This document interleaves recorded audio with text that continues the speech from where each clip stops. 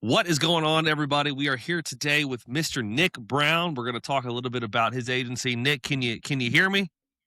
Yeah, Alex, how are you doing today? I'm doing great, man. I'm excited to chat.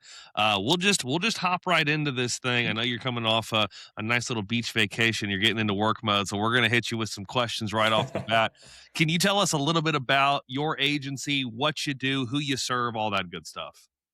Yeah, so scholarly.com helps schools grow their enrollment.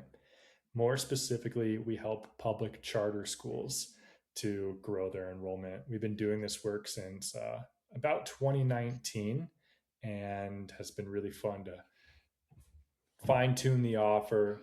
And now we're at a point where we're feeling good about growth. Nice. Yeah, you guys have had some great growth.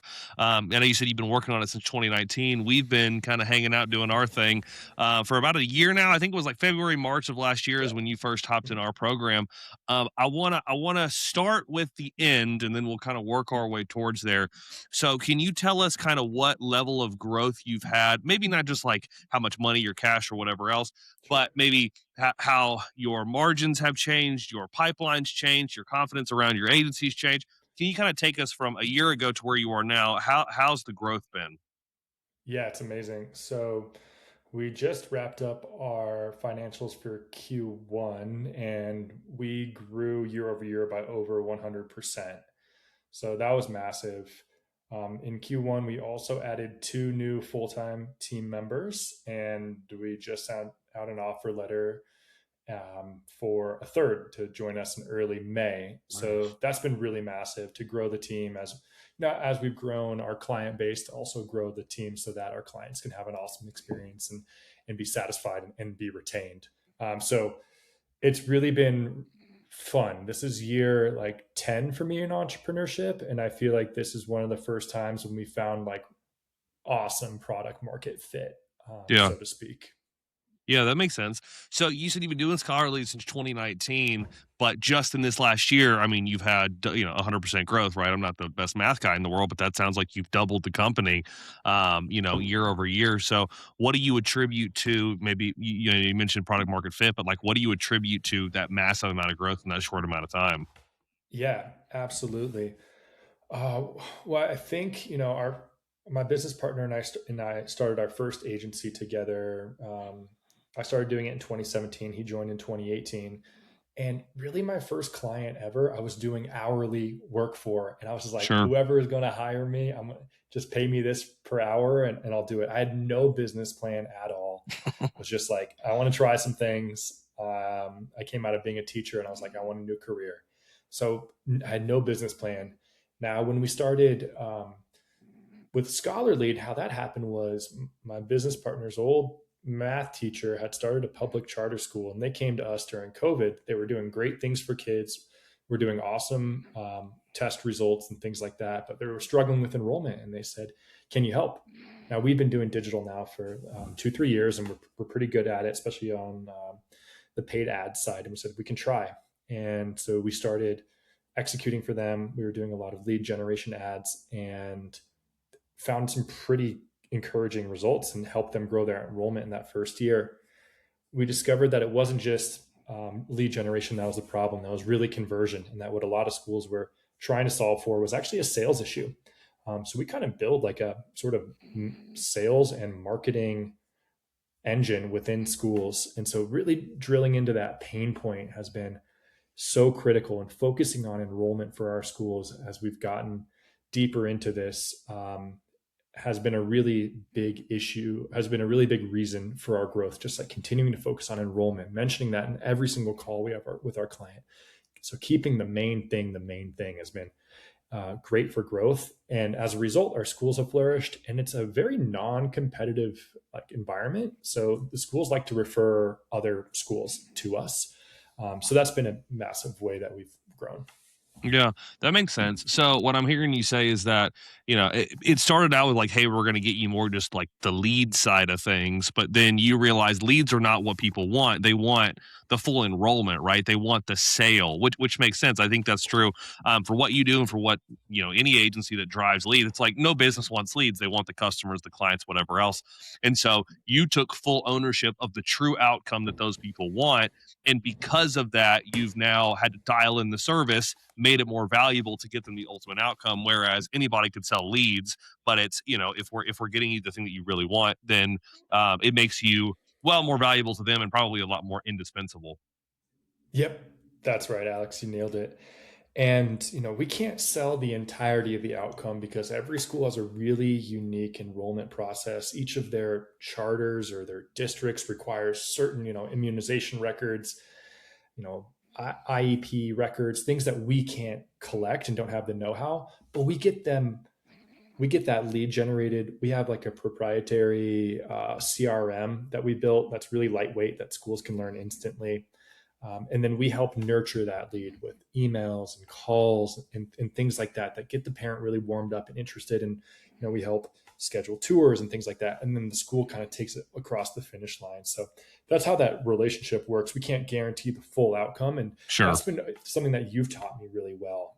Is to, like, when people are asking, like, can you guarantee X, to push back and say, well, we can't really guarantee because it takes two to tango. And this is Yeah. a dance that we have going on, and we both need to be contributing. So that was something like really awesome that's been helpful for me that you taught me, is to not make guarantees. In the past, I would have been like, yeah, we can guarantee, we're going to get you 10 enrollments. And it's like, well, the school wouldn't pick up the phone and make the calls that they were supposed to make. And it's like, that's not something we do in our scope. So Yeah. that would have like bit me in the butt before, but because of your expertise, it's helped me to like establish boundaries and to say, hey, Yeah. this is where we clearly start and end, and this is what we can do. And just to be real with the person, to say, we're not going to do it all for you, but we can get you really far down the road. And this is a partnership. And if you really work this partnership, you're going to get amazing results.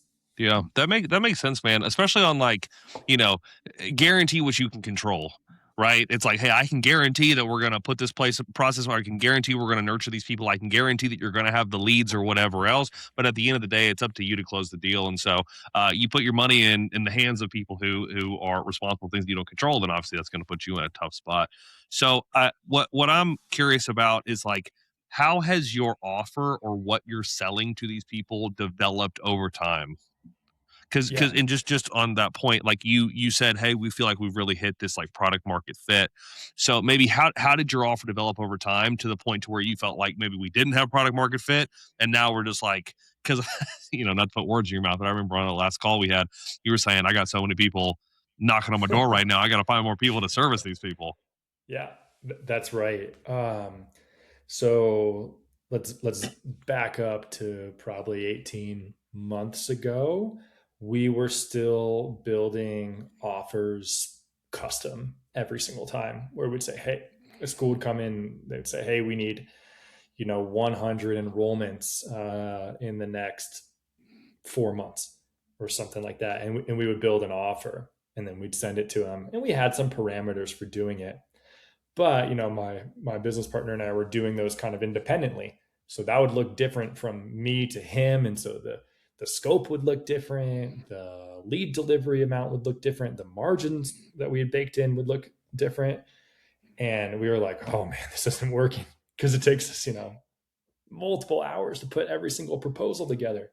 So what Uriel really led on was developing a handful of tiers, that we could say, here's tier A, tier B, tier C, and if you want to go really big, here's tier D.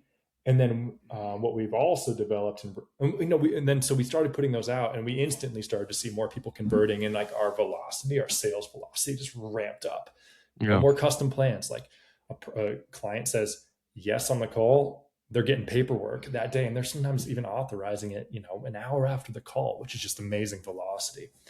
Um, so then, like, when I was working with you, really fine tuning that offer, and to say, hey, here's exactly what you're getting with each plan, and defining our scope really clearly so that the client knows what to expect and our team knows how to deliver it, was something that completely unlocked a ton of growth for us. And we're really selling, like outcomes, rather than saying like we're gonna create this many pieces of content. We're like, no, we're going to generate this many leads. This is how much follow up they're going to get.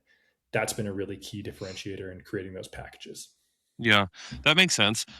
You mentioned that by having these standardized offers, you felt like you've gotten way more people to convert on them. Why do you think that is? Oh, it's a good question. Well, for me, I'm like, every time I go into a call, I'm like, well, if they're interested, I can present this pricing and then I can just close my mouth. Yeah. And then once they do, then I say, here you go. Here's what we have. And they see A, B, C, D, and they say, well, I know what I need. Here's what my outcomes are. You've kind of educated me about what I can expect with each plan. I want plan C. And um, that's been amazing. Whereas before, they would have said, "Hey, we need this many students." I would have had to go create an offer. It would have maybe taken me multiple days or a week to get back with them. More discussion on their part. It would have felt like on both sides there was flexibility on that price. Whereas with the offers, it's like this: the price is the price, Yeah. and we've scoped this out. We have other people saying yes to this price, so we know it's valid. In fact, a lot of people are going for our uppermost plan, which is telling me that it's probably like we need to build another plan that's even Or you higher. just need to raise that. Yeah, you got the sign back there, Yeah. right? You need to charge a little bit more for that one that you got right there. Yeah. And we did raise prices because this upcoming year, and people are still saying yes to our biggest plan. So, which is a great sign. Yeah. But yeah, I agree with your sentiment. So I think that's what doing those set plans has unlocked for us.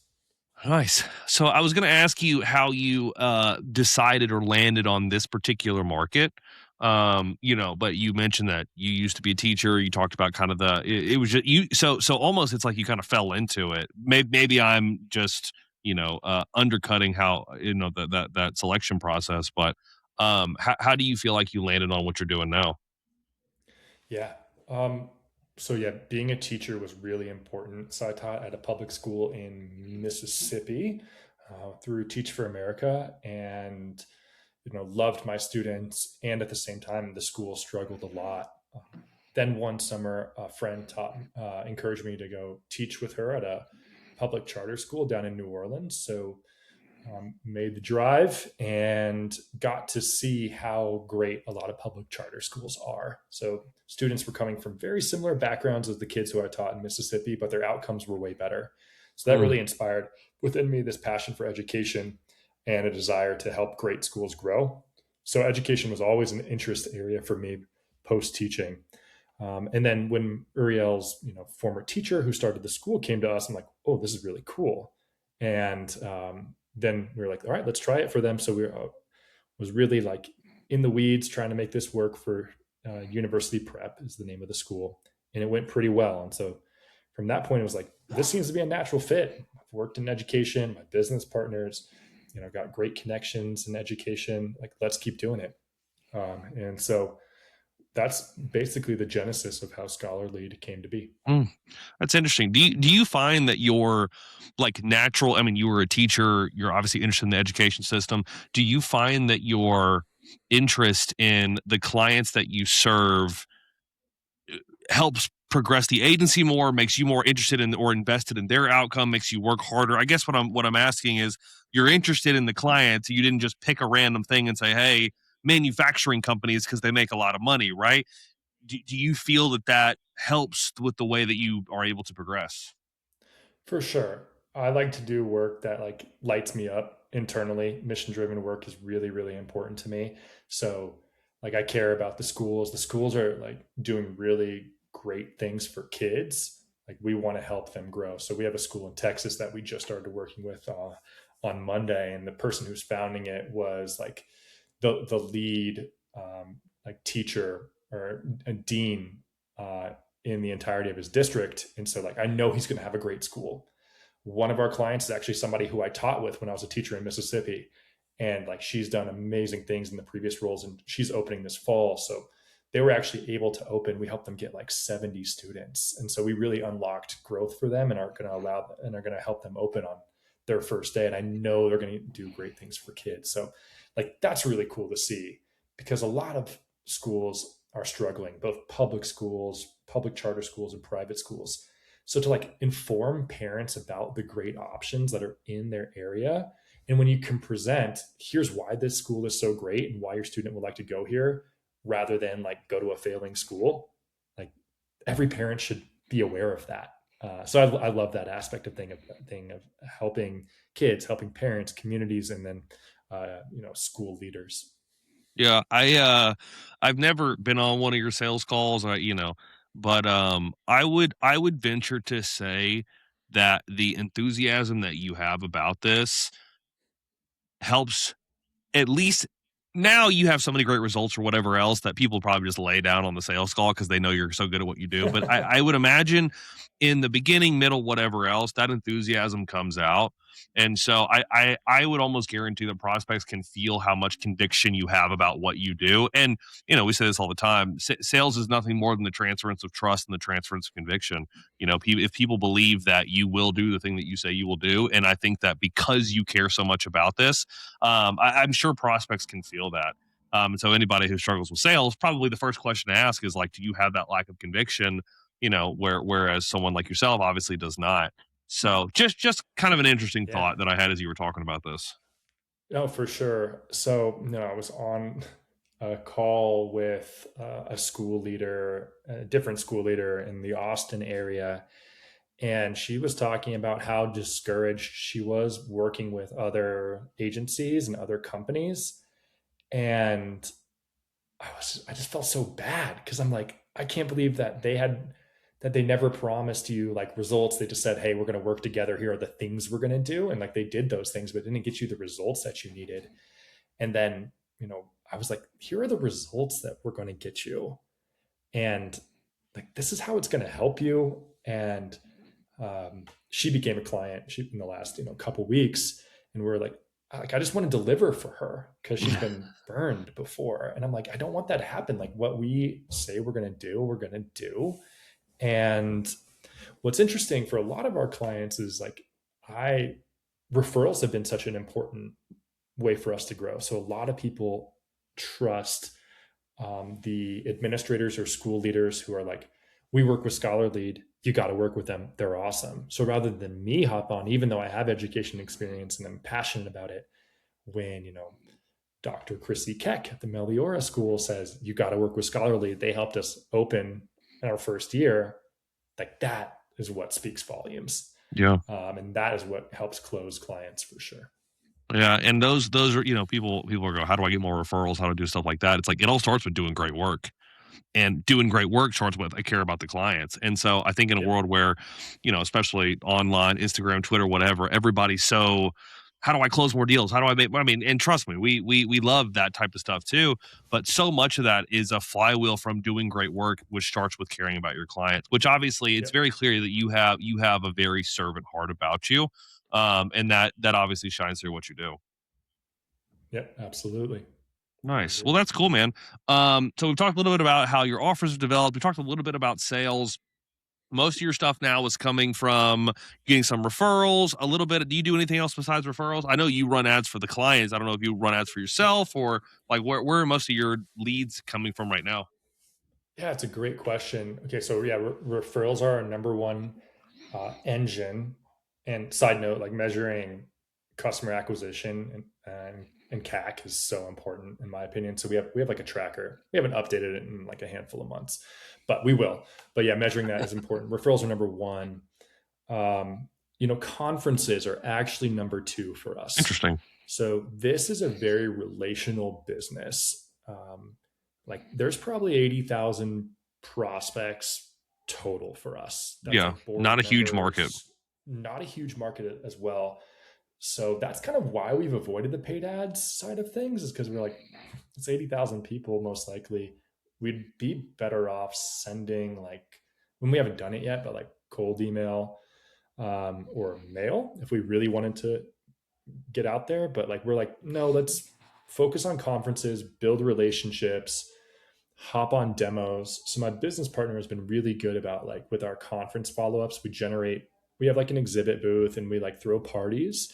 And then he has his executive assistant reach out to everybody who came to our party or signed up at our booth, like to schedule a demo if they're interested. So that's been really important. And then they book it on our website. We've gotten a lot of actually some, there must be, like, we have some blog posts. So we've gotten some SEO um, results, and people have just booked through the website. But Yeah. yeah, referrals and conferences have been our main engine. Yeah, that makes sense. You're obviously a people person, right? I imagine your business partner is too. And so I think that, everybody should kind of tend towards where their strengths and interests are, especially for the lead generation side of stuff. So whether it's going out, shaking hands, kissing babies, like, like you guys are doing, or you doing more of kind of a behind the computer thing, cold email ads, whatever else. I think just whatever tends to the Mm. strengths that make sense. So it makes sense that you guys are able to crush through that, especially because you're not going mass market. You do have a very, very defined avatar of who you're going after, which I think, is probably part of the reason why you guys are doing so well is like you're really crushing one lane, Yep. which is cool. So a couple last questions and we'll tie this up. So for anybody who was maybe like where you were a year, 18 months ago, what would your advice to be to them? Yeah, what you just said, Alex, and this is a lot of what you talk about in your enterprise academy, is like find a niche and stick with that niche. Maybe it's a place where you've already done good work. If so, like stick with it, build your case studies, get those in front of people, whether it's through paid ads, cold email, or kind of more of the networking side, and like make that offer super clear for that niche and make it a really great offer. I would also say like being wise about the niche that you choose is really important too. Some lanes are really saturated, and like there's a lot of Yeah. agencies out there, and they may be crushing it.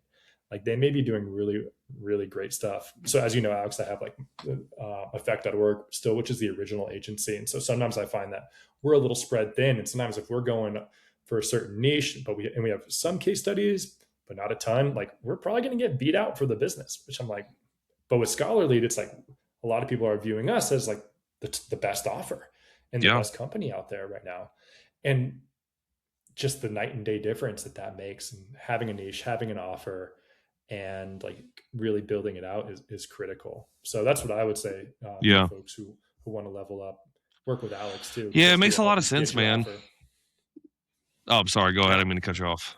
No, I was just going to say work with Alex because he will help you get your offer fine tuned, and your marketing materials and your ads, and make them speak to the client. You've been very helpful for us. So Well, I appreciate you saying that, man. Very, very nice of you to say. Yeah, I mean, I think you guys have really crushed. And just looking at it from a 30,000 foot view of watching you kind of make this transition over the last year, you've crushed nailing down one specific avatar that you understand the industry very, very well. You're interested in that industry, which helps a ton. It's not nearly as crowded as a lot of other industries are, which is certainly helpful. You've dialed in exactly the outcome that they want, and you've attached yourself to that outcome as much as possible. You can't make the final handshake, sign the contract with the parent, but you've gotten right to that. You've worked really hard for them. You've delivered great work. You created this flywheel, and so you really have. If we were to look at how do you build a great agency, and a profitable one at that, I think that you are a really great case study for that. So it's been awesome to see, man. You've done phenomenal, and I'm excited to see where this is going because you keep running this thing. It's only up from here. thanks, Alex. Yeah, I appreciate that.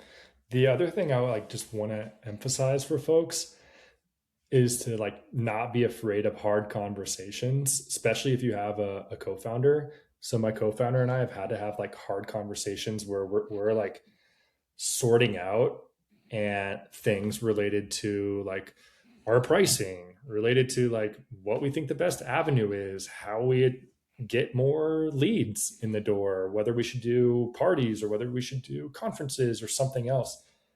And those conversations can be uncomfortable to have. And like sometimes, I've been working with my business partner for like almost, this is year like 9 for us or 8 for us together.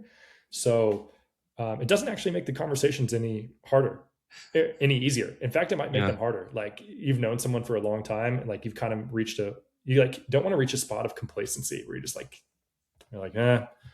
you're you, I'm me. It's like, no, we got to work together to make this thing take off. And then like I would be remiss if I didn't mention how important our team is. Like our team is so critical. So like the hiring function is still just so essential. And so we're very rigorous in our hiring process, looking for culture, looking for skills, and like every dollar that you get in, you fought so hard to get that dollar in. So you got to make sure that it, like when you're paying people, like, yeah, you're paying them well because they need to feel rewarded. And at the same time, you need to be hiring like really quality people. So our filters are super high for that as well. And our team is awesome and cares so deeply and like serves the client well. So yeah, we've been impressed with the folks who we brought on this last quarter, the folks who have helped get us here as well. Ashton, John, Isaac, Sam, Carolyn, and then yeah. So and then we're bringing on one more person in May. So yeah, our team is awesome. That's awesome, man. No, I love to hear it. It sounds weird when you say it out loud, but agencies are in the business of selling human capital. Like that's what we Yeah, do. And so the people that make up your team, well, human capital and a little bit of AI capital now, depending on kind of yeah, how you have your stuff set up. But who's on your team makes all the difference in the world because it good people does. make your life great and bad people make your life not as great, right? We'll just say it Yeah, like that. Well, cool, yep, man. Well, I absolutely. appreciate the time. It's great chatting with you. Thanks for sharing a little bit about your stuff. I want to end with just one last question, which is if anybody is on the fence, they listen to this, they're on the fence about maybe working with us or investing in themselves to be able to reach a position like you're in. What would you say to them? What would your advice be? Yeah, I would highly encourage you to work with Alex in the Enterprise Client Academy for various reasons. What I love is like the community of folks, like the Slack channel just going wild with the wins. Like, so being surrounded by people who are implementing what Alex is teaching and then like sharing openly their results and their challenges is amazing. And this is really like niche information and a niche community. So like when I worked with Alex, I'm like, Alex understands who we are. This is not something that I'm going to get by reading like Alex Hermosi because his advice is like a little more general, or even Russell Brunson because like his stuff is a little more general. Like Alex is really focused on agency and agency type of work. So Scholarly, we're a little like sort of like a managed service agency. So a little, but it pans out perfectly for us. So it's really niche information, hard to find anybody who does exactly what Alex does. So if you're an agency or a managed service looking to kind of scale or even just like establish product market fit, Enterprise Client Academy and Alex are the way to go. Well, I appreciate that, man. Very nice of you to say. If you'd want to learn a little bit more about what you're doing, what we're doing, you can go to workshop.enterpriseclients.com and sign up for one of our next workshops. Well, Nick, thanks again for the time, man. Great chatting with you. Excited to see where you go from here. All right. Thanks so much, Alex. Take care. All right. Bye bye.